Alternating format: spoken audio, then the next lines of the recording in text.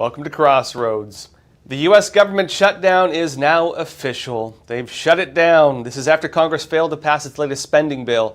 And President Donald Trump has announced plans that he is going to use this to his advantage. Also in other news, the largest office of Planned Parenthood has closed its doors permanently. And also another topic, Google has released a brand new tool, and it's in-home AI. It's an artificial intelligence tool that actually monitors your home and syncs various smart gadgets. We'll be talking about these topics a lot more today. So hit the like button, leave a comment. Let's get started. Now, first of all, the U.S. government shutdown is now official. This is after Congress failed to pass its latest spending bill, and only essential services will continue until Congress can agree on a brand new bill. And that might be a while, and Trump might like that, because in the meantime, Trump has announced plans that he is going to use this shutdown for his own agenda. He's going to use it to cut government spending and get rid of a lot of government jobs. They've been wanting to shrink the size of the federal government. They're going to use this for it. Also, Trump has made clear his plans. He hasn't hidden it by any means. This was him right as the shutdown was about to start. This was during a press briefing on Tuesday. Watch. What does it say about the state of the Democrat Party when they have a 33% favorability rating on average in recent months, and they're willing to shut down the government over health care? They are shutting it down. We're not shutting it down. We don't want it to shut down because we have the greatest period of time ever. I told you, we have $17 trillion being invested, so the last person that wants it shut down is us. Now, with that being said, we can do things during the shutdown that are irreversible, that are bad for them and irreversible by them, like cutting vast numbers of people out, cutting things that they like, cutting programs that they like.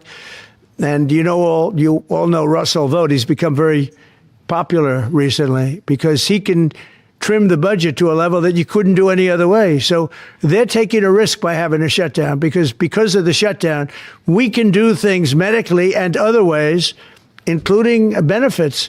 We can cut large numbers of people out. We don't want to do that, but we don't want fraud, waste, and abuse. And, we're cutting that. But they want to have illegal aliens come into our country and get massive health care at the cost to everybody else, and we don't have it. And that's I would say, the number one reason that they want to strike is to get illegal immigrants health care.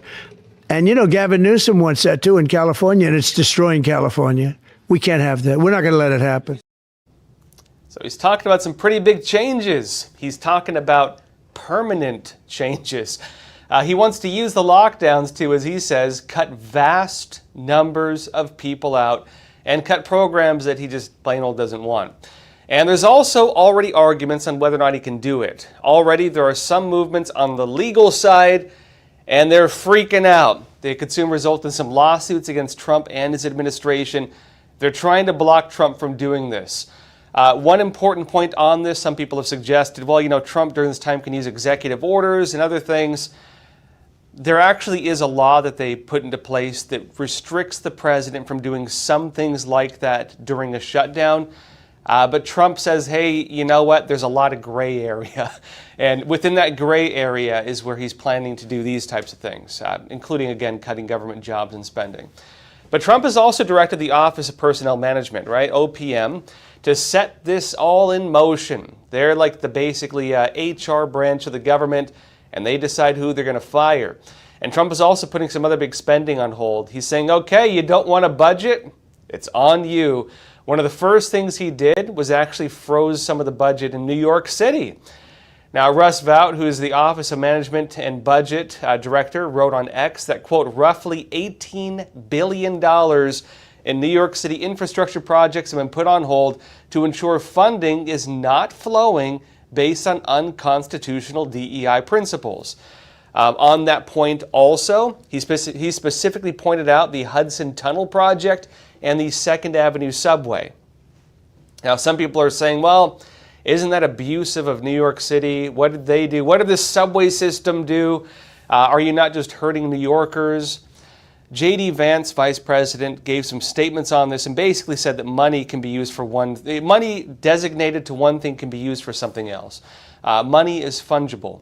And so he's arguing that, $18 billion technically flagged for the subway, might get used for something else. You give New York City $18 billion, they can put it into basically any kind of crazy policy they want. They have other money they can use if they really care enough to, again, build this new subway station or do other construction projects. And he's arguing the money that they give them is being used for things like free healthcare for illegal immigrants and free housing for illegal immigrants, which has been ongoing in some regards, despite everything. And so he's suggesting, look, you guys have money and you're not using it to the benefit of your people. If you want to use it to the benefit of your people, you have money, use that. But they're not going to give the federal government money, at least on this front. Also on that point, the Department of Transportation is also taking some actions. They're discussing these cuts, and they're also talking about cutting programs that involve things like race or sex-based policies. DEI, right? Diversity, equity, and inclusion. Any program from the government that involves these types of things, they're probably going to cut the funding to it. This is from the Transportation Department on what they're doing in New York City in particular. They say the U.S. Department of Transportation issued the following statement, quote, U.S. DOT issued an interim final rule barring race and sex-based contracting requirements from federal grants. Meaning, of course, any state that has programs that favor one race over another or favor one gender over another, which DEI really did. It was technically discrimination under the label of anti-discrimination. It was basically trying to say that we have too many of this person's color of skin, we need more of this person's color of skin. And certain races were downgraded, others were lifted up artificially, not based on qualifications, not based on skills, but just based on identity politics. They're saying no more of that. Also, the gender policies, gender transition surgeries for children, school programs on gender identity, those types of things will also be getting cut, very likely. But on this point as well, Secretary Duffy's position, it says, on the DBE program is clear, quote, subsidizing infrastructure contracts with taxpayer dollars based on discriminatory principles is unconstitutional, counter to civil rights laws, and a waste of taxpayer resources.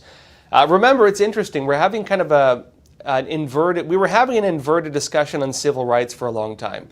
Many of the diversity programs in the United States were done under the banner of civil rights, being like, you need to protect this group of people who have not enough success.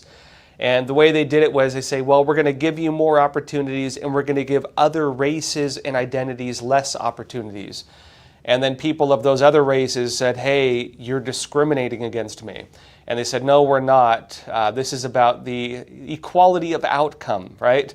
That they want to have equity, equality of outcome, rather than equality of opportunity, which again, many would argue, including myself, is what the Civil Rights Act actually stands for. So the Trump administration is actually going after a lot of these programs, suggesting they're violating the civil rights laws in the United States. You cannot discriminate, at least not through federal contracts. You cannot discriminate based on race, gender, religion, ideology, none of that. And basically that's what they've been doing under the banner of equality of outcome. Now it says U.S. DOT issued letters to New York to inform them that their two mega projects, the 2nd Avenue Subway and Hudson Tunnel, are under administrative review to determine whether any unconstitutional practices are occurring. Do you have race-based or gender-based hiring? Do you have mandatory trainings on DEI policies? And the simple answer for New York is yes, because everybody's forced to do that. If you have a business in New York, they force you to do it. You have no choice. But it says this as well. The department is focusing on these projects because they are arguably the largest infrastructure initiatives in the Western Hemisphere, and the American people want to see them completed quickly and efficiently. Until U.S. DOT's quick administrative review is complete, project reimbursements cannot be processed, including a $300 million disbursement for the 2nd Avenue Subway. It says the remaining federal funding for these projects totals nearly $18 billion. A lot of money. It says thanks to Chuck Schumer and Hakeem Jeffries' shutdown, however, they're blaming, of course, the Democrat leadership for the shutdown. They say U.S. DOT's review of New York's unconstitutional practices will take more time. You know what? We need to process this. We know you need $18 billion. We'll see if we get to it eventually, is basically the message they're sending. And they're saying, oh, these are the guys you blame for it if you want me to hurry up. It seems like they're kind of using financial pressure to try to give like indirect pressure on members of Congress. They're actually going to the state level, Democrat states, to pressure the Democrat Party itself to maybe fold on the spending bill that the Republicans want. They're basically sending a message right now that they hold the cards, is seemingly what they're trying to do. They say without a budget, the department has been forced to furlough the civil rights staff responsible for conducting this review.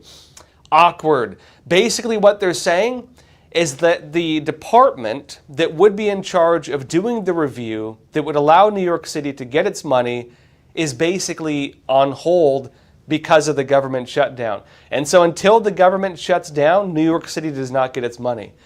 That's what they're saying.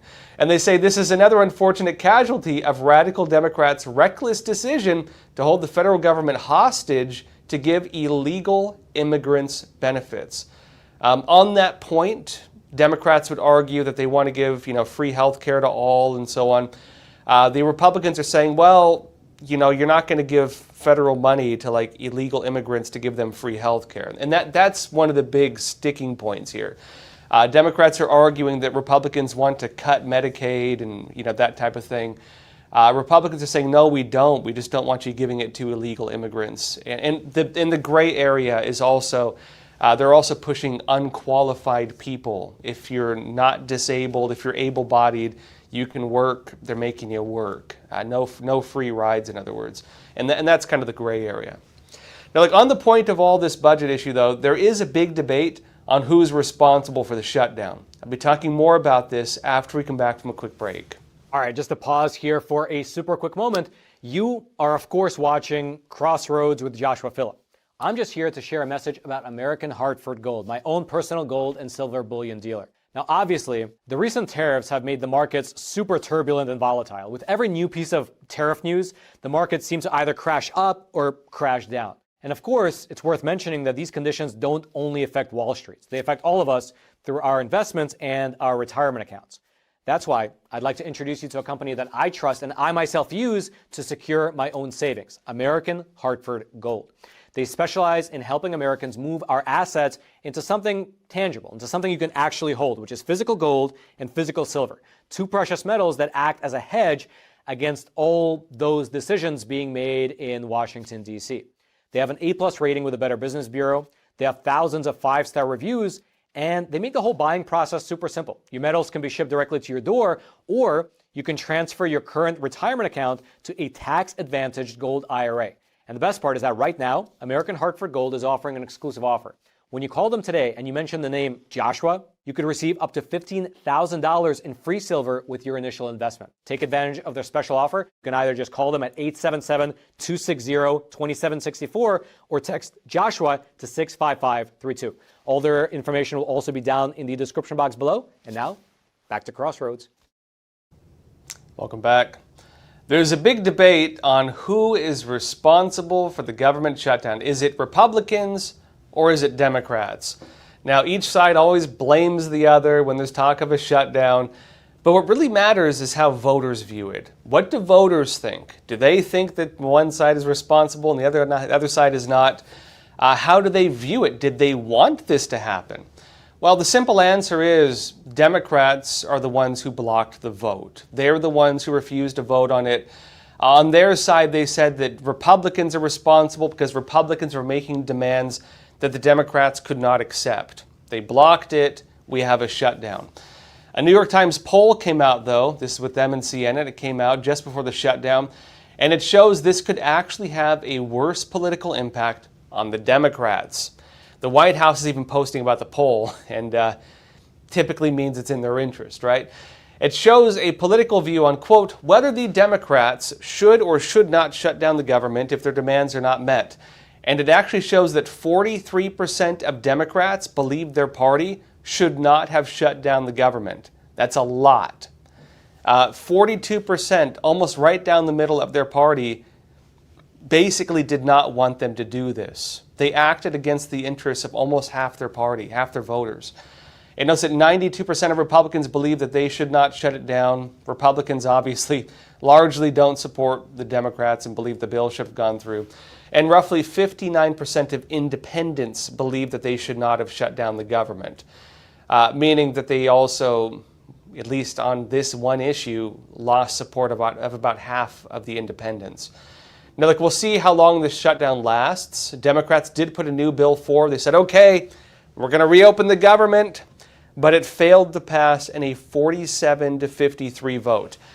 They put their demands in it. They want, all these health care programs and over trillions of spending. Republicans also are saying, you know what, we'll see which side folds first. And the real question is going to be, which political aisle is more affected by the shutdown? Which side of the aisle has more support or less support from their voting base? Which side of the aisle benefits more from where the money was going and the agencies that are now getting shut down temporarily? Now, in terms of what this means in practice, though, let me show you a quick breakdown. Zero Hedge noted this because a lot of people are questioning, well, is this Democrats shutting down Trump's ability to use the National Guard? Is this the Democrats shutting down ICE? The answer simply is no. Let me show you some of this. Homeland Security, DHS, will furlough nearly 23,000 employees, more than it anticipated last week under a narrowed definition of essential staff.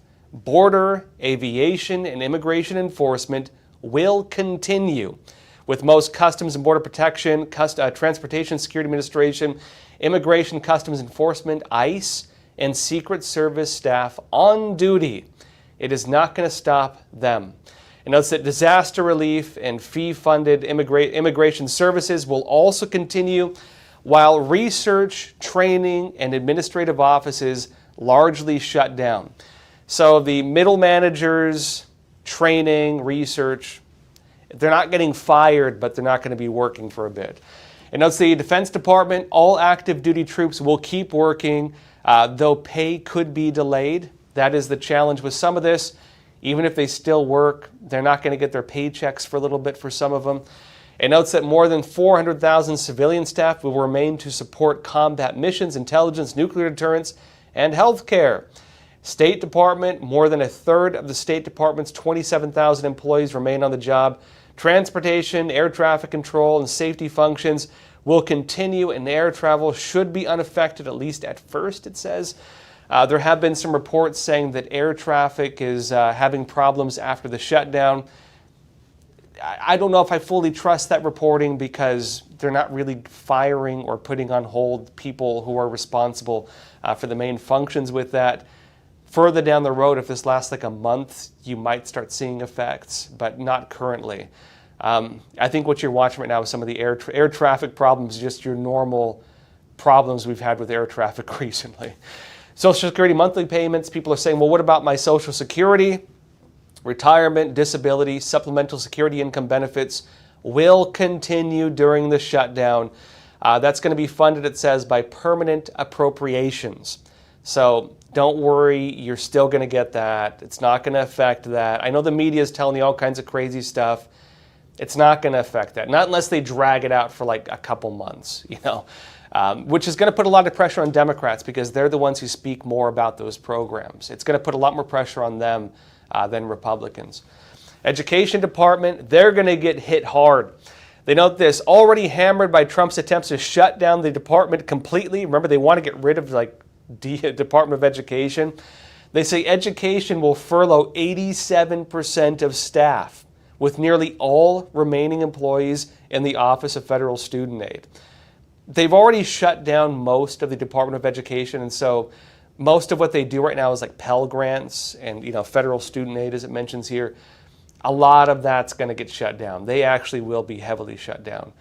Not meaning public schools are going to be shut down, but at the federal level, kind of the management side, a lot of that's going to be on hold. The Environmental Protection Agency, the EPA, nearly 90% of staff will be furloughed. Basically, a lot of environmental policies on hold. I think we'll get through it. The list goes on. I mean, there's too many departments to list. I could do a whole episode just going department by department. But basically, here's how it works. Again, it's about essential services. If something is really needed to keep the government running, law enforcement, military, even like the fundamental services of most agencies, all of that is going to be there still. That's not going on hold. It's still going to be functioning. You're still going to have ICE going door to door. You're still going to have federal agents protecting them. That's not on hold. And Trump is going to be running around doing whatever he wants in the meantime, looking at all these people on hold and saying, well, do we really need you in the first place? Because a lot of the services that will be impacted, it's things you don't technically need. That's not all of them. It's not all of them, but many of them. Right now, as it stands, about 750,000 federal employees will be furloughed. That's a lot of people who are going to have their jobs put on hold. And who are they going to blame in the meantime? Are they going to blame Democrats or Republicans? Well, according to that poll I showed you a bit ago, the one from New York Times and Siena, about half of them did not want the Democrat Party to do it, even among their own voting base. And so that puts a lot more pressure on them.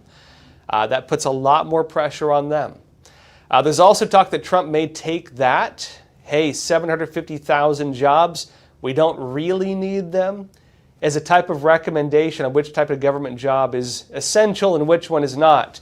Are you an essential worker? Well, guess who's going to be looking at that? Donald Trump.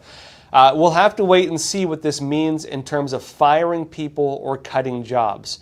Again, him using the shutdown for that is a gray area. Technically, he can kind of do it. There are legal arguments saying he cannot, but it's a gray area. We'll have to see how the courts go with it. And already Trump is moving on it. Epoch Times says this.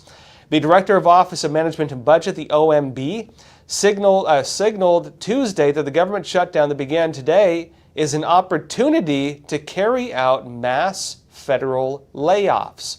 Mass firings. They just call them layoffs, right?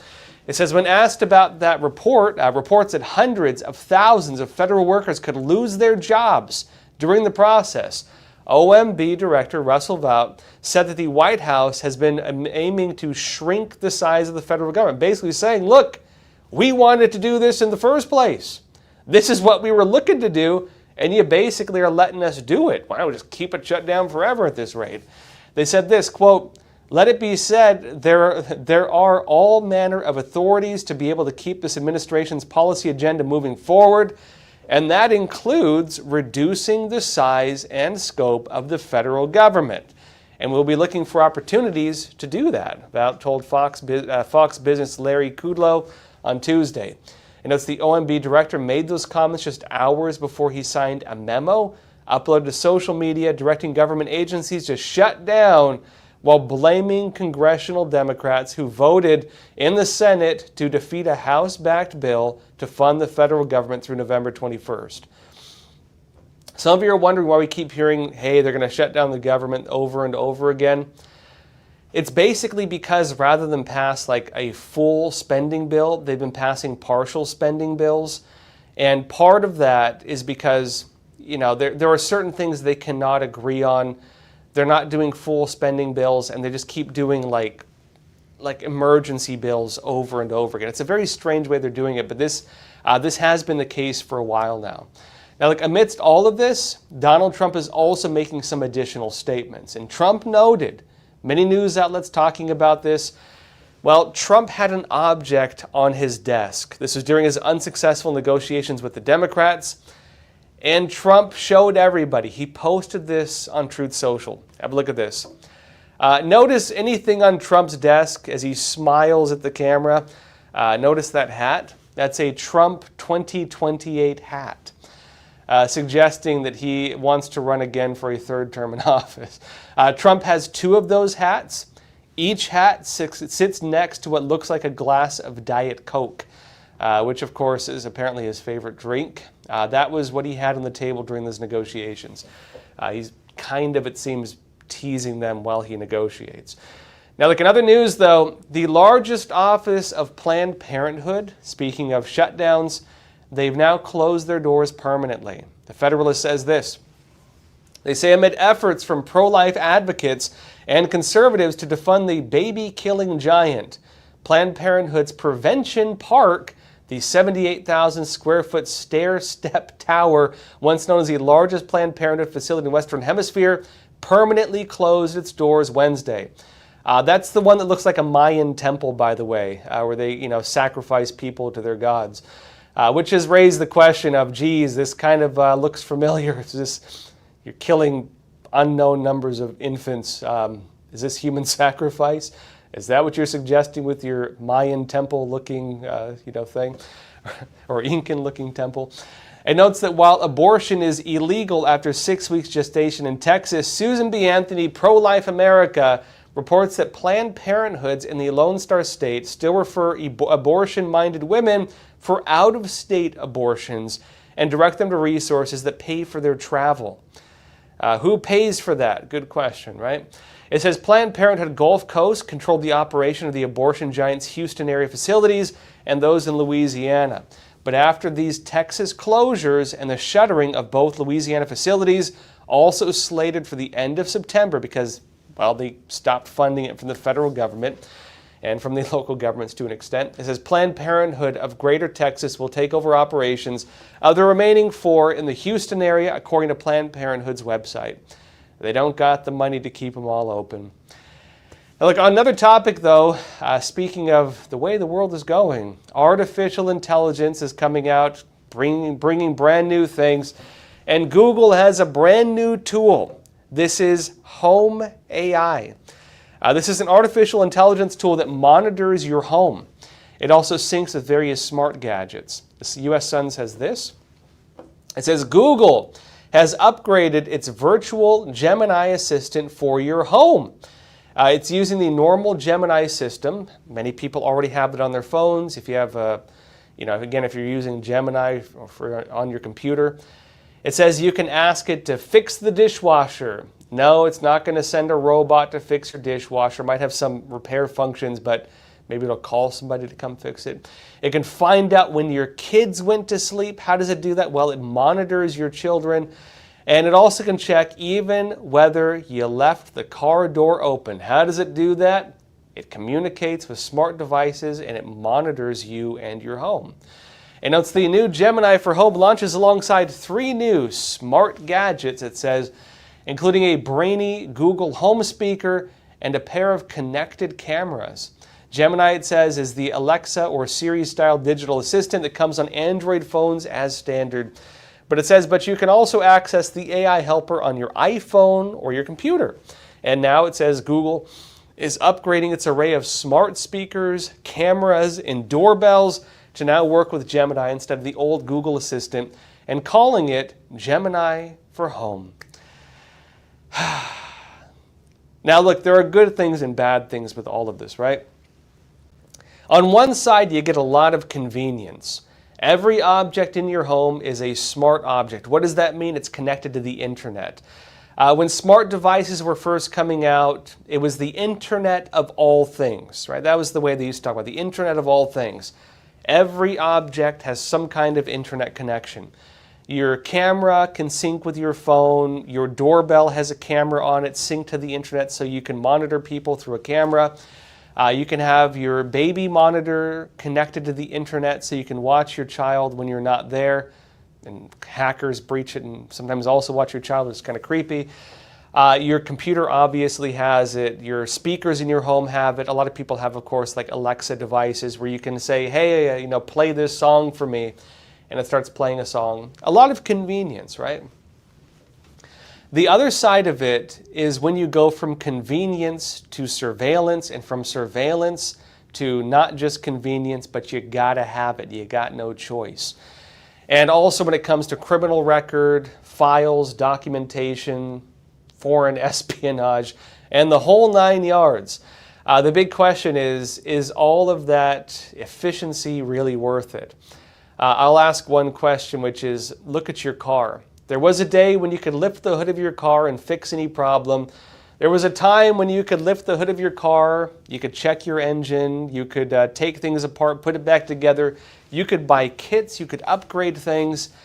We're no longer in that day. Now you open the hood of your car and there's a patent-protected software system that if you touch it, you violate a patent. There's a system now where even your mechanic really can't repair the car. They have to order the new replacement parts from the official company, and they got to do it.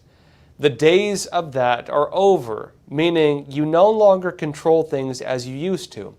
When it comes to in-home entertainment, there was a time when you could go and buy a movie and you owned that movie forever.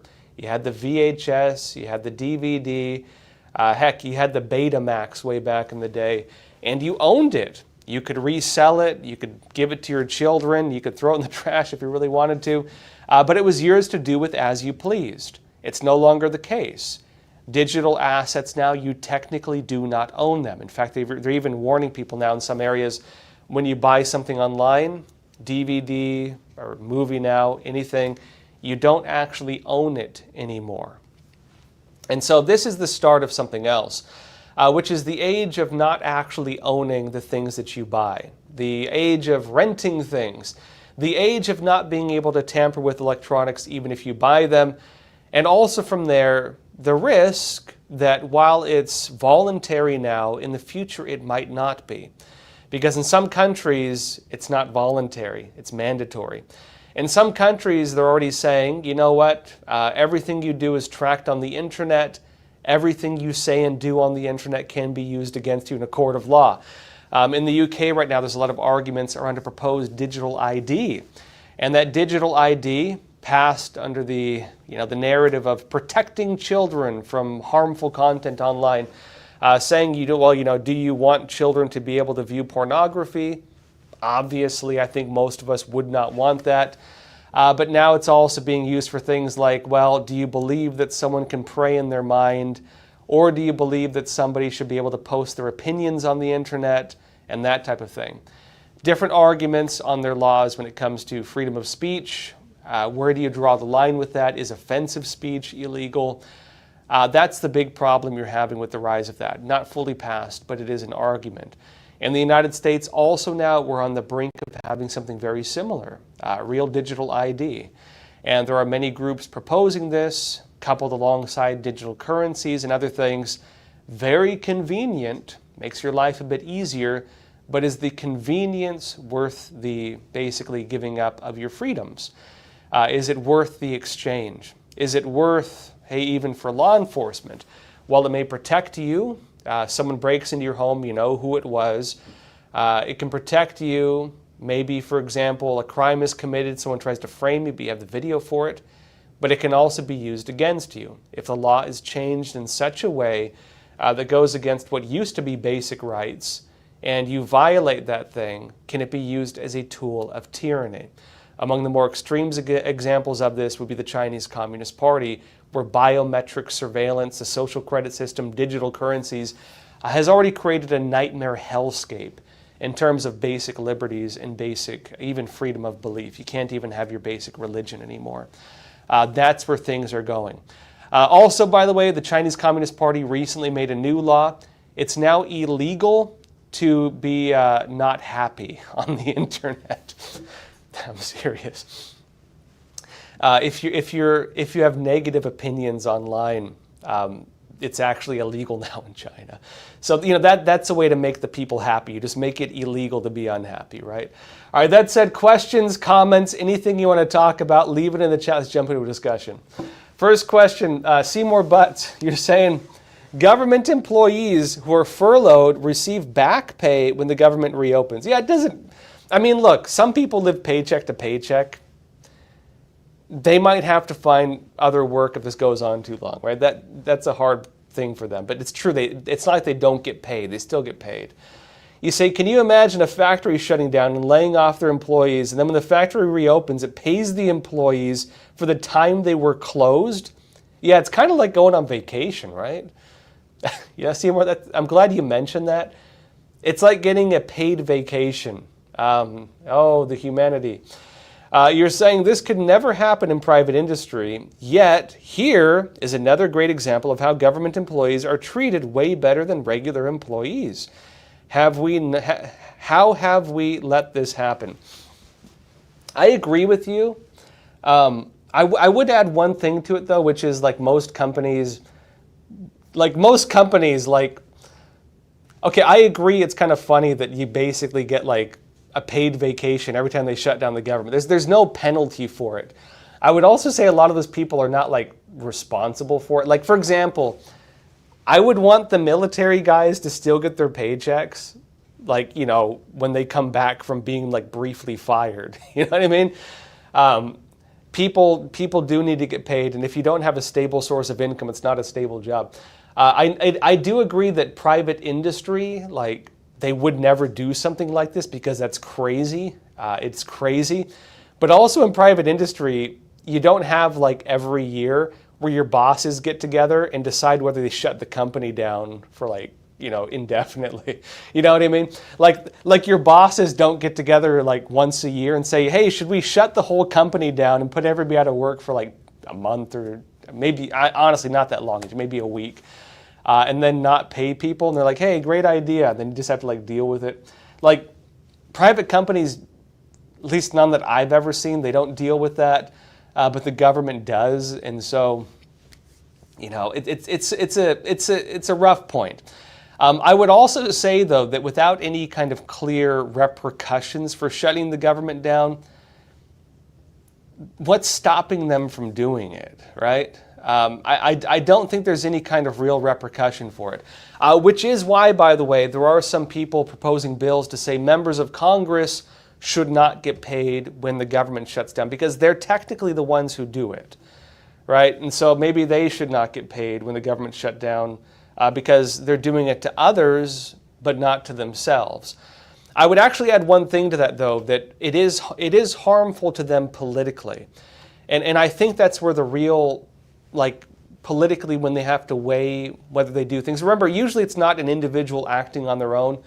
There are very few, you know, members of Congress who act purely on their own volition. A lot of them are looking at party interest. It's like a strategy game they play. You know, among the few who are like really independent, John Fetterman, I think, you know, Democrat, he's actually very independent. He actually voted not to shut down the government. He actually broke rank with the Democrats. There were a handful of others. So, you know, you do have some like that, but, you know, for the most part, it's like they're playing a war game, right? It's red team versus blue team, you know, in the literal sense in this case, red team versus blue team, and they're playing a war game. And, you know, unfortunately, that war game involves real consequences. And, you know, there are people whose lives get affected by it. We'll see what happens with Trump. I do actually think that Trump will use this and probably fire a lot of people. But not only that, I think he's going to cut a lot of local spending, like what they just did in New York City. Because remember, Trump has been threatening. Look, let's put it this way, okay? Sanctuary city policies, gender policies, environmental, you know, global warming type policies. Trump basically put a lot of that on hold. A lot of that is still being done at the local level. States are doing it. Cities are doing it. Many of them have just renamed programs. Many of them still have sanctuary city policies in place. A lot of that is still going on.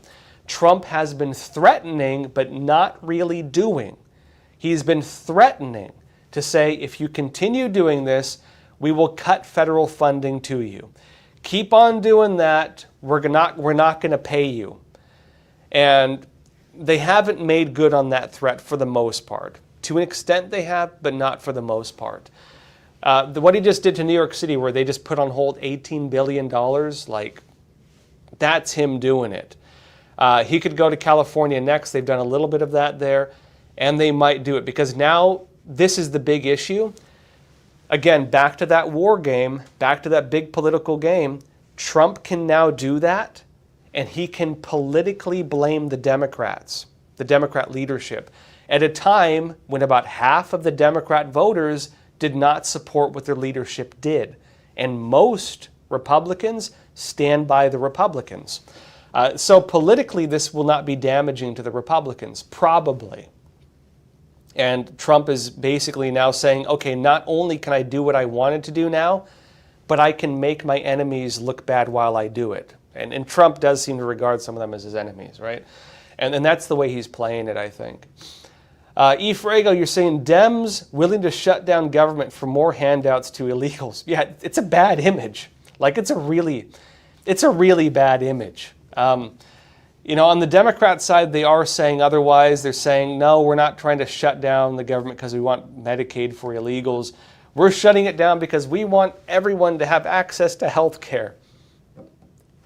Everyone, including illegals. The problem is, technically that is what they want, right? A lot of them do want free health care for illegal immigrants.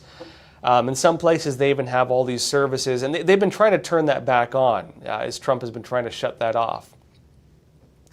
The big question is whether voters actually read into the context of these things. And keep in mind, too, on the Democrat side, that's not the only reason. They wanted a lot more money for other programs. They want to bring back a lot of the Biden-era programs. They want the gender programs. They want the mass migration programs, especially. They want to bring back some of the race-based programs. Trump is saying, and the Republicans are saying, nope, you want those things. We're going to make you shut down the government because we're absolutely not going to include that in the bill. On that point, too, if Democrats don't get off that bandwagon, it'll mean that next time a Democrat gets elected to president, they'll probably bring it back. So, we'll have to see what it means in terms of whether Republicans can do enough to stop that for good, or whether we're just going to flip-flop every 8 years or 4 years or 16 years, who knows, between these types of policies. We'll have to see. Kenneth Harris, you're saying, the threat or actual termination of non-essential personnel is a lot of leverage on the Democrat Party. Not only are most registered voters, but the unions and individuals collectively are big donors. That's actually a good point on the donations, and also a lot of the groups that receive money. For example, NGO. Well, I guess they can't politically donate, even though some kind of do. There are ways to get around it. Let's just say that. If you look at what some of these government agencies were doing when they were giving out money to this group and that group and that group, Planned Parenthood is a great example of this. The teachers union is a great example of this. They give federal money to Planned Parenthood. Planned Parenthood runs operations, and then what do? Planned Parenthood then donates to campaigns, oftentimes on the side of the political party that clears the way and gives them the money. It is very much like a I scratch your back, you scratch mine kind of exchange. And a lot of people have criticized that, right? A lot of people have criticized that. When Elon Musk was speaking on Joe Rogan's podcast, Elon Musk said they found one case where an official had registered, like a middle-level agency guy, had created their own NGO and then used their powers to give the NGO they created like over $1 billion, right? Like there was stuff like that happening.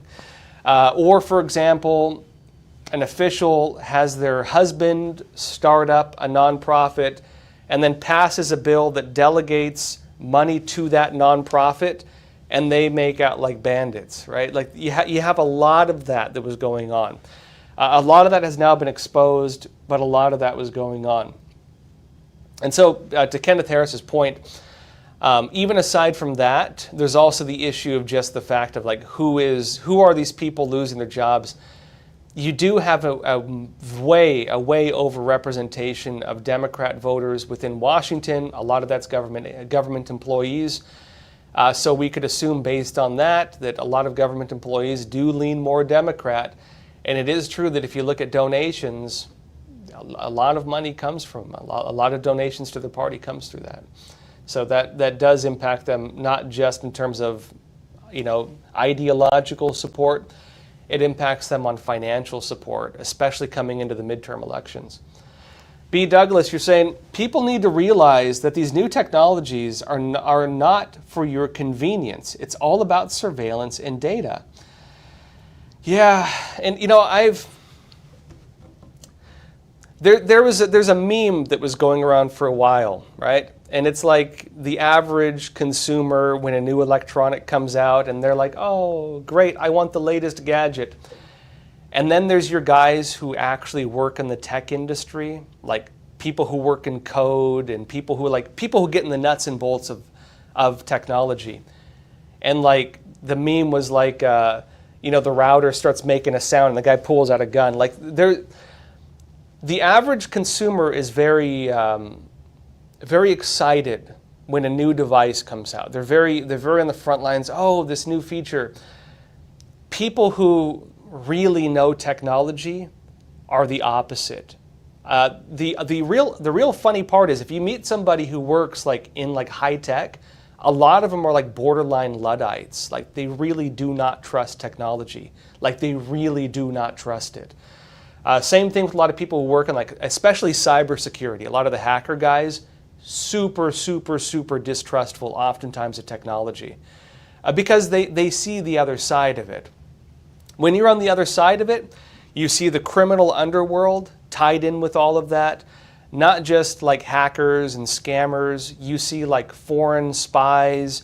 You see like darknet. I'm not talking like 4chan. I'm talking like real darknet, like marketplaces and the horrifying things they have on there.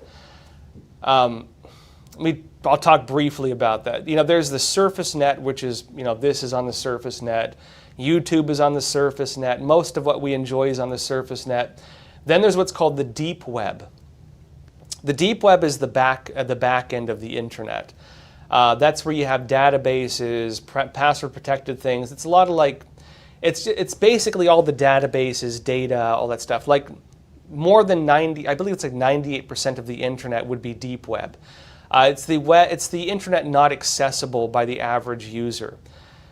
Within the deep web, there's actually a separate internet called the dark net. This was actually part of the original formation of the internet.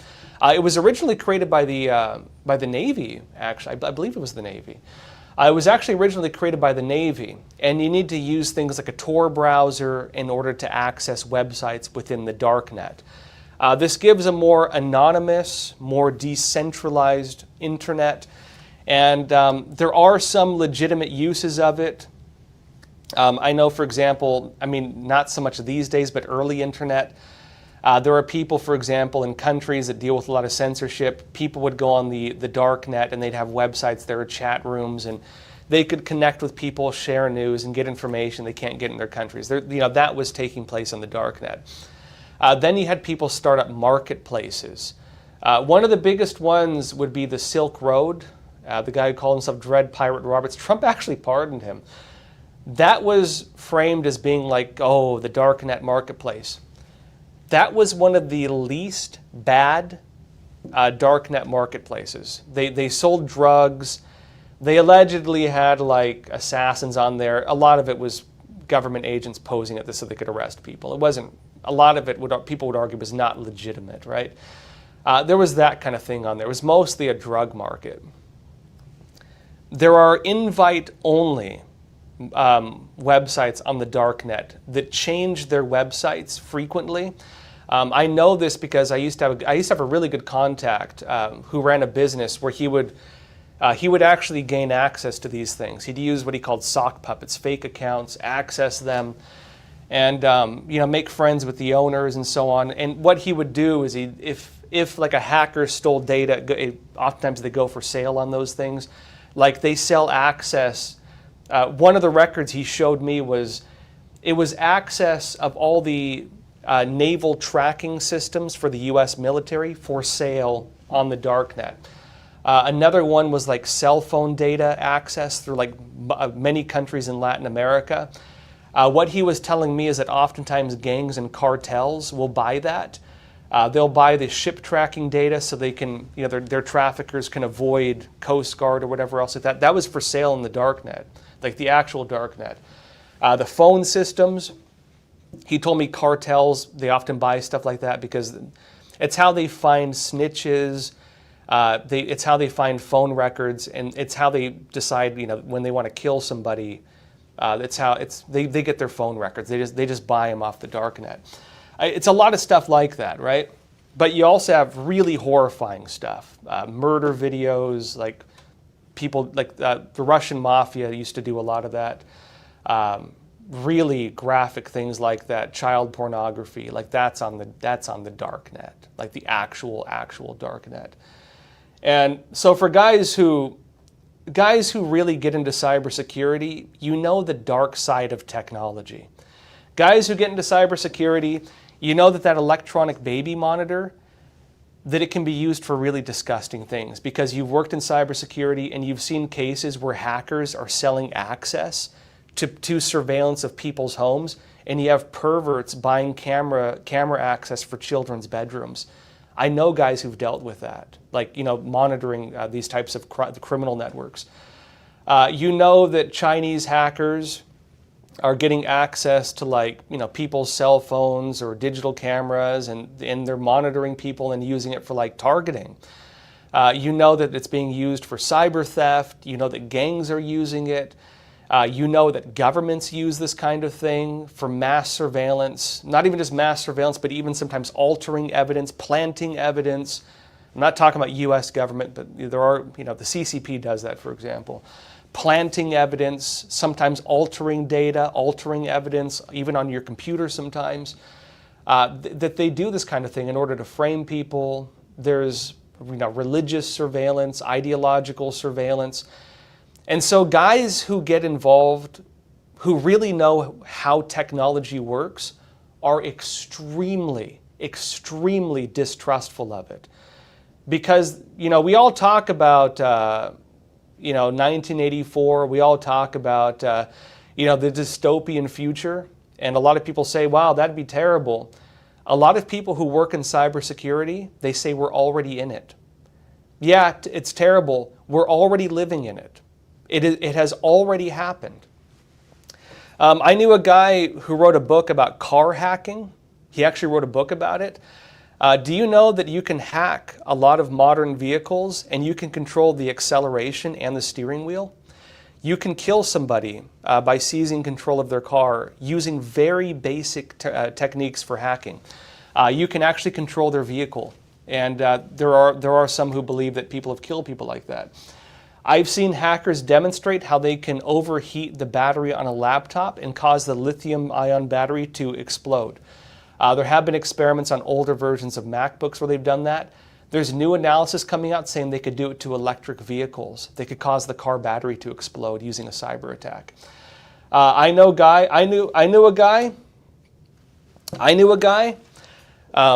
It was one of the big hacker conferences.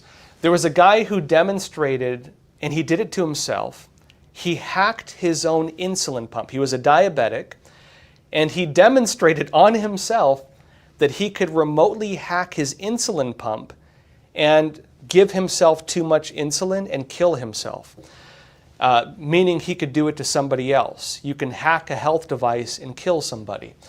There are people who've demonstrated that on pacemakers, your heart, that they could actually hack the pacemaker and kill somebody. There have actually been government officials who've gotten their pacemakers removed, or they have different protocols for it because they're concerned about foreign espionage and foreign agents killing them by hacking their pacemakers. The way your phone works is it's always calling out, right? Your phone is always calling out. Cell phone towers basically work as home. They have basic commands telling it, hey, I'm a cell phone tower, connect to me. And your phone, which is always calling out for a connection, connects to it. You can set the same thing up on your laptop using with about less than $1,000 of equipment. You could make your laptop spoof as a cell phone tower, and you could hack and basically intercept all communications within a large area. Every text message, every phone call, you could intercept it. It's illegal to do, but you can do it, and people have demonstrated it. I mean, again, people live in a different reality. People live in a different reality. A lot of people don't understand the wolves at the door, right? They don't understand right outside that door is a wolf. They don't understand that they're living in this playpen, but beyond the playpen are very terrible things. And, again, look, I used to be the technology editor for Epoch Times. I was one of the journalists who learned to code. I used to do that. I was on the cybersecurity beat for a long time. I'm pretty good with technology. I'm extremely distrustful of technology, extremely distrustful of it, because I've seen everything I've mentioned today. I've seen it. I've seen all this stuff. I've seen what happens with it. I know I've seen how people use it. It's terrifying. It's absolutely terrifying. And look, even with AI, you have the guys who are developing it saying this is going to destroy humanity. They're not even hiding it. Like, the guys who run the companies are saying this will destroy humanity. This will end civilization. And people are like, hey, look at what I can do with this cool AI. Again, people are living in two realities. And unfortunately, those who understand what can be done with it and what is being done with it, it's terrifying, frankly. Even war. Look at drones. I remember one of those companies just released this robot wolf thing, and you can ride on it. It's kind of cool, right? Did anybody see that? It was one of those Japanese companies. Can't remember which one. Was it Yamaha? I think it was Yamaha. It looks cool. You know what I saw when I saw that thing? I imagined myself getting chased through the forest by a robot dog, ready to kill me, because that's how it's going to be used militarily.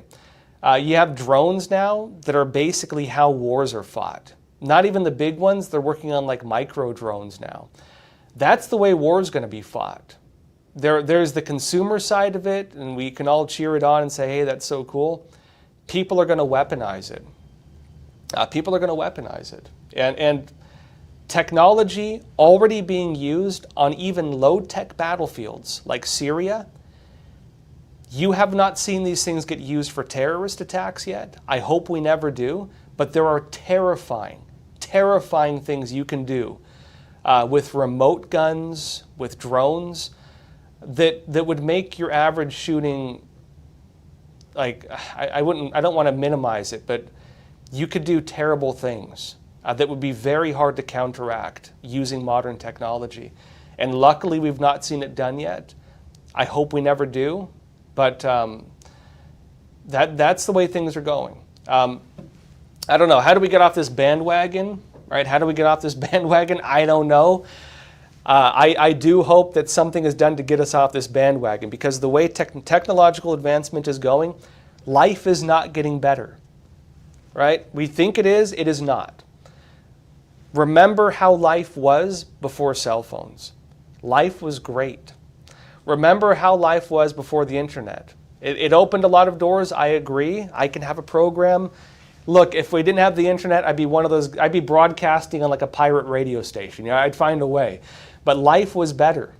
Life was better. Remember how it used to be. A lot of us are old enough to remember how life was. Life was better, a lot better. Realityisreal.com, you're saying, without property rights, no other rights are possible. Ayn Rand. I'm also a big fan of Ayn Rand, actually. Yeah, and I would agree, actually, too. When we talk about the basis of the Bill of Rights, we talk about the basis, the Declaration of Independence, right? Life, liberty, and the pursuit of happiness, inalienable rights. It used to be also property, right? Liberty and property used to be, synonymous, basically, because personal ownership is actually the basis of responsibility in many regards. If you don't actually own something, you don't feel the need to be responsible for it. This is one of Ayn Rand's big points, actually. Has anyone read Atlas Shrugged? What was one of the big things that was said in that book? Why do you care so much? Why do you fight so hard to protect this train industry? Why do you fight so hard? Why do you work so much? Why do you work 80, 90 hours a week? The simple answer that was usually given was, quote, because it's mine. Because it's mine. I take ownership of this. I own this. I'm responsible for this. This is a part of me. This is my creation, right? You know, my daughter, my daughter did a school project one time, and it was called the IKEA effect. The IKEA effect. And the basis of the IKEA effect, this is like the modern name for it, right? Is that you actually like something more when you create it. The idea that you assemble your own furniture, right? Because that's what IKEA is known for. It's self-assembled furniture. When you build something, you care about it more. And you know, it's like if you make something, you love something. I told my daughter, "I made you. I love you," and she cringed very hard when I said that to her. But she has to deal with my dad humor sometimes. But it's true, right? Why do parents love their children? It's, you know, it's again like, you know, you made them, right? It's like you love them. They're your children, right? Why do you care about your property? If someone harms it, it's because it's yours. There is a responsibility and why do you care if you know, why would you care to protect it? Why would you care to fix it? Because it's yours. And this is a problem also for society, because if you don't see it as yours, you don't care about it. If you're, you know, walking down the street and you throw, you know, you litter on the ground, you don't care if it's not your community. You care if I mean, I wouldn't litter on the ground even if it wasn't, but some people do. If you don't regard it as yours, you don't care. There are people who, you know, how should I say it? Like, there are stories in like the Soviet Union where people just throw trash out their window because, hey, it's somebody else's job to clean it up. It's not my job. We pay somebody else to do it. There's countries that still do that, by the way. It's not my job. It's somebody else's job. I don't take ownership over this. If you're walking around and you see something amiss, if you take ownership over it, you're going to fix that thing, even if you don't have to. Other people walk by and say, "That's not my job, not my responsibility. I'm not gonna do anything with that," because again, the lack of personal ownership. If a person does not take ownership of themselves, they're also not going to be responsible for themselves. And so, you know, property rights is not just limited to like materialism, right? It's not just limited to like owning objects.